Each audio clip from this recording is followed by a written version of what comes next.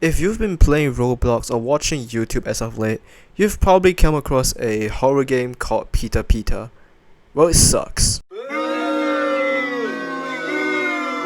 Okay, wait, hold your dislikes and angry comments, at least let me explain why I think so first. But before we do that, I guess I kind of have to explain the overall gameplay of PETAPETA in order for you to understand what I'm coming from, just in case you haven't played the game yet. When you first spawn into the game, you're basically just dropped in the middle of a dark, old, Japanese style building, and you're instructed to find a box. Along with the box is a key to, unlock the box. After unlocking the box with the key, you get an ofuda, which is a piece of paper that I guess has some cultural or religious significance, but I'm not too sure about it. In this game at the very least, if you place it in front of the monster, which I guess is PETAPETA, it will just die. Oh, by the way, throughout the entire time you're playing this game, PETAPETA will just randomly spawn, and you can hear when it spawns because it will just growl or groan really loudly, and the only way to avoid it is either by outrunning it or hiding inside a cabinet. Realistically, you can't outrun it, so you have to hide inside a cabinet. After it circles around anywhere from 1 to 3 times to my knowledge, it will just disappear and you're safe to come out again. After killing PETAPETA, you enter phase 2 of the game, where you respawn in the same map as just now. You're told to find the box again, and after finding the box, you're told to find the key. However, unlike the first time, the key is no longer just lying on the floor or hidden in any cabinet. Instead, you come across a safe that's just sitting on the floor in one of the rooms.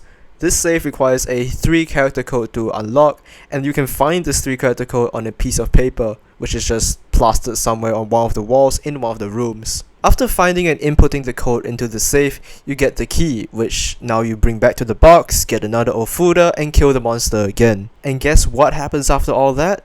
That's right, you respawn back in the same place again. This time, things are a little bit different, as your whole screen is slightly more red, lights don't work anymore, not like you needed them in the first place, and PETAPETA is significantly faster than the first 2 times.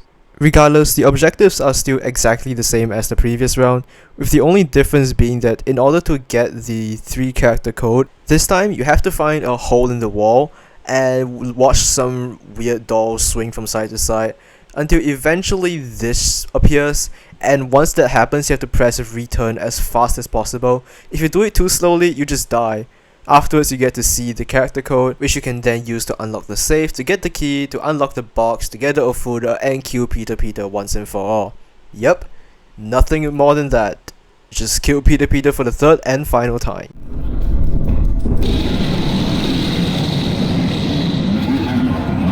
And yeah, that's the whole game.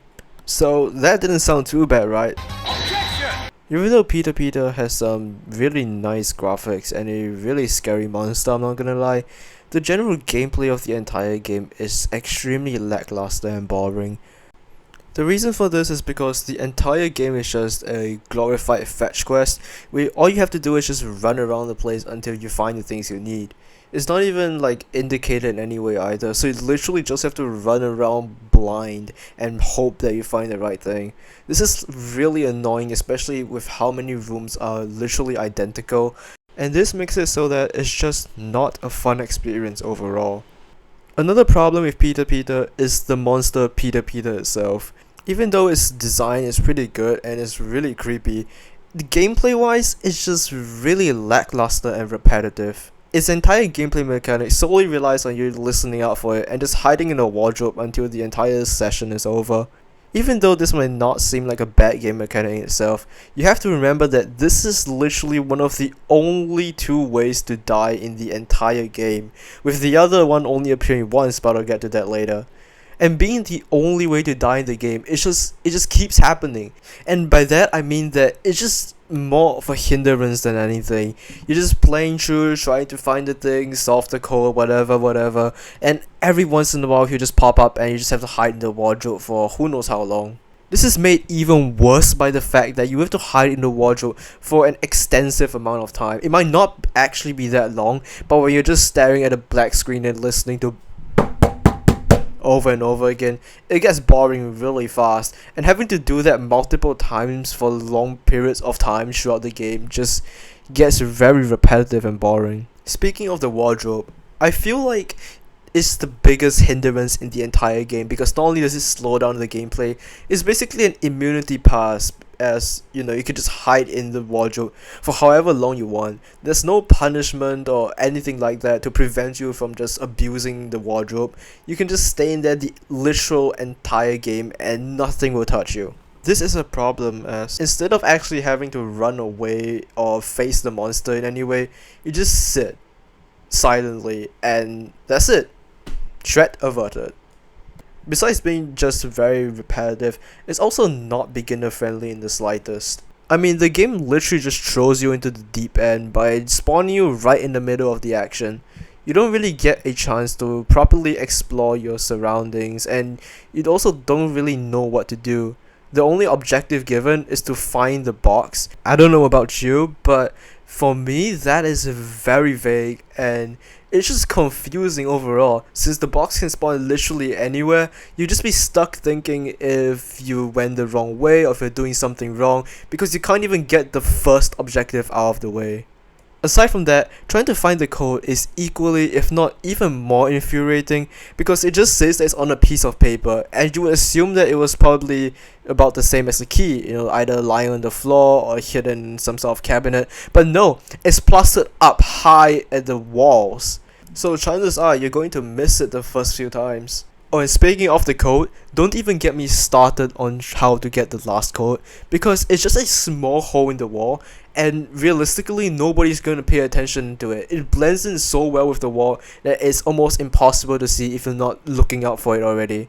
And even if you luckily locate the hole, why would you wait for a jump scare and press return then?